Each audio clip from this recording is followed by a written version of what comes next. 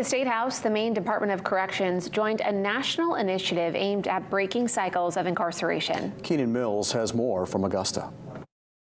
These strategies were selected because we know they're impactful. We know what works.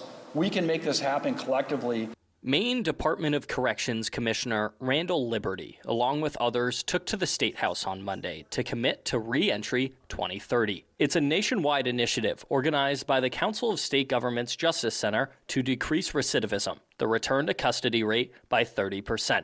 It not only connects people with resources as they reenter society, it helps set them up for success.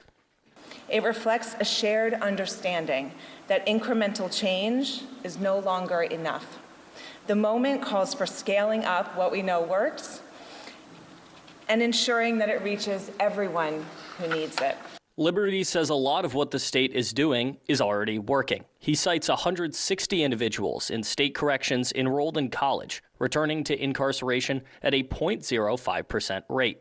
Adding through housing, treatment, vocational programs, and at times remote work. These programs not only return people home, they can ultimately make communities safer.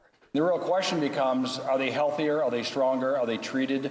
Are they going to be good parents? Are they going to be good siblings? Good children to their parents? Other goals in Reentry 2030, 0 releases to homelessness, getting all eligible individuals enrolled in Maine Care 90 days before release, expanding education, and making sure everyone leaves with a resume. When they do that, they're able to pay child support, pay their mortgages, pay court fees and fines. They're able to pay the survivors of their victims. Maine is now the 8th state to join the initiative. Keenan Mills, WABI News, Augusta.